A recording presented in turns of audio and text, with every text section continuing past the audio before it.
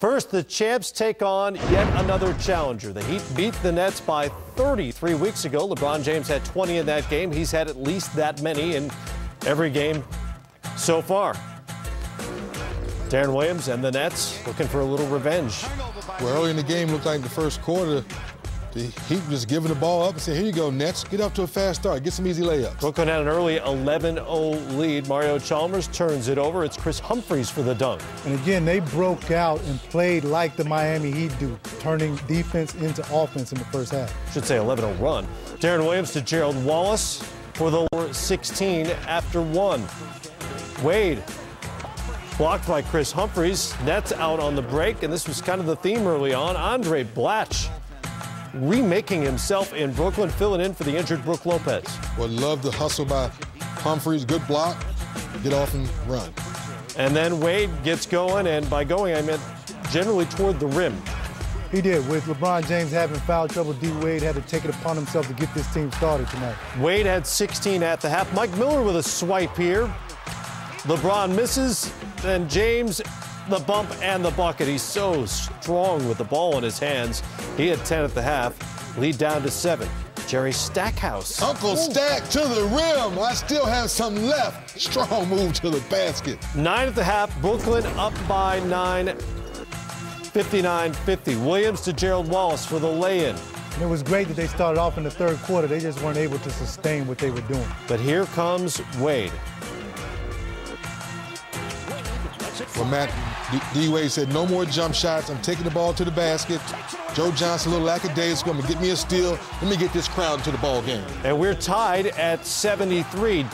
The King with the steal and the finish. That's the one thing you cannot do against the Miami Heat. You cannot turn the basketball over. They finished the third quarter in a 17-6 run, outscored them by 13 in the third and kept it up in the fourth. Wade on the business end of the alley-oop after the fast break. And then it's fourth quarter time, which means it's Ray Allen time. In the corner, wide open, knock it down. Amazing how often that happens. He's probably thinking that to himself. How is it that I, the all-time leader in three-pointers made, keep finding myself wide open? Miami wins at 102-89. Sixth straight win for the Heat, who are now 8-0 on their home floor. That's the best home start in franchise history. Wade's 34 was a season high, which was offset in part by Chris Bosh's 7 shot attempts, a season low for him. And he explained to us here on Game Time just how that happened. I think today they were kind of playing closer to me a little bit, and you know that gave Dwayne and LeBron chances to attack the lane, and we got some points in the paint. So, you know, anytime that happens, I really just play within the flow of the game, and I don't really worry too much about numbers. As long as we get the win, that's what's important to me. You guys were plus 16 in the paint, as it turns out. You did fall behind again, which has become a little bit of a habit for you guys. A lot of fourth quarter comebacks. This time you took over in the third quarter. Is there anything to explain this habit you've gotten into? Well, I don't think it's a habit. It's just playing a game. So, every game is different. Some games we're going to be ahead. Some games we're going to be down. The most important thing to us is consistency. We were talking about that earlier, that we need to have a more consistent effort on defense. And I think today was a good start to what we're trying to do. And we know we're going to play better on the defensive end and pace ourselves on offense. So we don't really get too rattled if teams jump out on us sometimes. Sometimes we'll jump out on them and we lose the lead, or sometimes we'll keep the lead. So, I mean, it can go either way. Chris, do y'all have a championship confidence, so to speak, where you let the Nets jump out on you and you hit that switch and you started playing that defense in the third quarter? Is that something that's talked about, or does one person step up and say, let's go, guys? Well, you know, 3D, sometimes you don't want to get in the habit of saying that we're going to turn on a switch. That's something that we're really not interested in ourselves. We know that sometimes we don't play well on defense, and we have to pick it up starting, you know, after we talk about it. And we had an honest talk with ourselves at halftime, and we corrected a lot of mistakes. Chris, you've done a great job at the center position this year, averaging 20 points a game. Didn't have a great game tonight, but that's to be expected sometimes. I think that you guys eventually will play the Brooklyn Nets in the Eastern Conference Finals, but I think that Brook Lopez will be there at the center position. If you happen to play against him, what advantage do you think you have? Well, I mean, I think the speed and quickness is always an advantage, and I think it just depends on who's going to get to their style of basketball. If they're going to walk the ball up the court and throw it down there to Brook, he's a low down there. He's one of the best low-post scorers in the league. It's going to be tough to stop him, and we don't really want to get in those positions. So we have to force him to play kind of to our style of basketball and, just speed him up a little bit and make every post touch very, very tough for him. I know you got a game to play, but in the middle of these things, when you face a team, particularly a team recently put together like the Nets, that potentially you could meet in the postseason, to what degree are you taking note of things and storing them away, filing them away mentally for down the line when that possibly happens?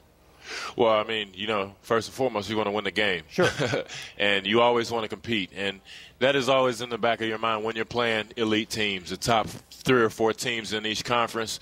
You're playing them with the thought of we might see them later on. So we don't really want to give them any sort of confidence. And I'm sure it's the same for them. They want to plant a seed in our mind to say, hey, we're here to compete against you guys and we're able to beat you. So, it's a long process, but games like these are very important, and I'm very happy that we were able not only to win the game but have a solid defensive performance.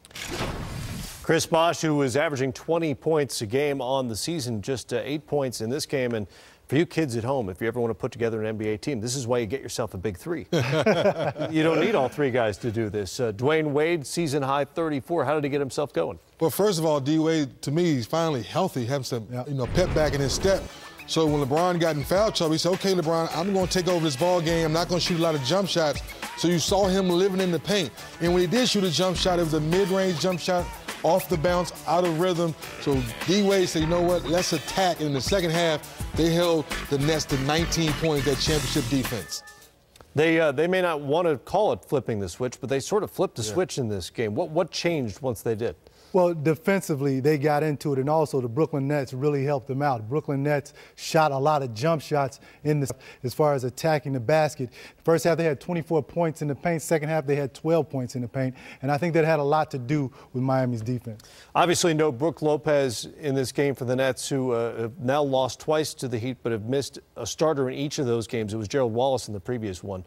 What can you take away from this matchup without such an integral part of what they try to do? Well, that's it's difficult to gauge where these two teams are against each other when you have integral parts out of the lineup like a Brook Lopez. So what you have to do, you have to wait till that 3rd game this season to in the lineup. Also, what I would like to see, Joe Johnson stop taking so many jump shots and take the ball to the basket. Physically, he has an advantage every night on the other 2 guard. He's 6'7", 240 pounds. Why not use that bulk and go inside and get fouled? Somehow, some way, 8 of 25 for the long haul is not going to work for Darren Williams and Joe Johnson. Somehow they have to get their games going if the Nets want to go deep. Neither one has shot the ball very well, and yet the Nets, until this point, were winning. We're waiting. They had won 10 of their last 12, and their 5-game win streak ended in Miami.